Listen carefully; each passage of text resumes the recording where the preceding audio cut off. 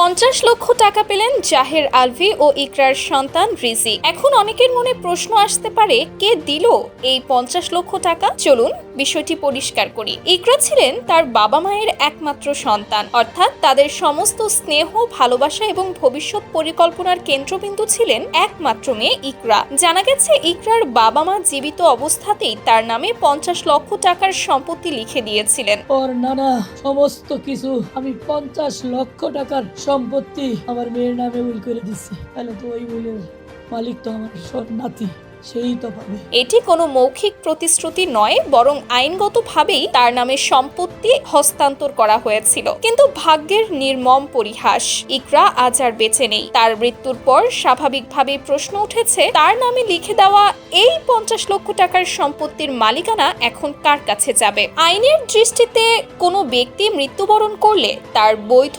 উত্তরাধিকারীরা সেই সম্পত্তির দাবিদার হন। ইকরার ক্ষেত্রে তার একমাত্র সন্তান রিজিকই হচ্ছেন তার সরাসরি উত্তরাধিকারী। সেই হিসেবে এই সম্পত্তি এখন রিজিকের প্রাপ্য। এই বিষয়টি নিশ্চিত করেছেন রিজিকের নানু অর্থাৎ ইকরার মা। তিনি এক ভিডিও বার্তায় প্রকাশ্যে জানান যে ইকরার নামে থাকা 50 লক্ষ টাকার সম্পত্তি এখন তার ছেলে রিজিক পাবে। তিনি স্পষ্ট করে বলেন, এটি কোনো দান বা সহানুভূতির অর্থ নয়, বরং এটি রিজিকের প্রাপ্য উত্তরাধিকার। এই বক্তব্য সামনে আসার পর অনেকের মধ্যেই বিষয়টি নিয়ে স্বস্তি তৈরি হয়েছে যে অন্তত সন্তানের ভবিষ্যৎ নিয়ে একটি আর্থিক ভিত্তি তৈরি হয়েছে। তবে এখানেই শেষ নয়।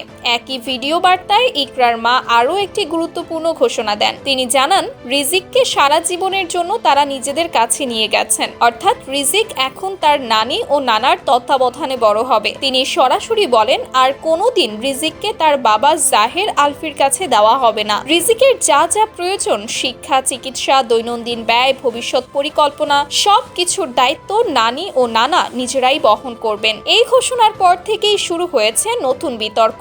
একদিকে রয়েছে মায়ের পরিবার, যারা দাবি করছে তারা রিজিকের নিরাপত্তা ও মানসিক স্থিতির কথা ভেবেই এই সিদ্ধান্ত নিয়েছেন। অন্যদিকে রয়েছে একটি বড় প্রশ্ন, আইনের দৃষ্টিতে সন্তানের অভিভাবকত্ব কার কাছে থাকবে? সাধারণভাবে পিতা জীবিত থাকলে সন্তানের আইনি অভিভাবক হিসেবে তার অধিকার থাকে, কিন্তু যদি পারিবারিক পরিস্থিতি জটিল হয়, যদি সন্তানের মানসিক বা শারীরিক নিরাপত্তা নিয়ে প্রশ্ন ওঠে, তাহলে আদালতের মাধ্যমে অভিভাবকত্ব নির্ধারণ করা হতে পারে। আপনি এই বিষয়টি কিভাবে দেখছেন? রিজিককে কি তার বাবা জাহের আলফির কাছে দেওয়া উচিত, নাকি তার নানুর কাছেই রেখে দেওয়া উচিত? আপনার মতামত অবশ্যই গুরুত্বপূর্ণ। কমেন্টে জানিয়ে দিন আপনার অবস্থান। ভিডিওটি ভালো লাগলে আমাদের চ্যানেলটি সাবস্ক্রাইব করতে ভুলবেন না।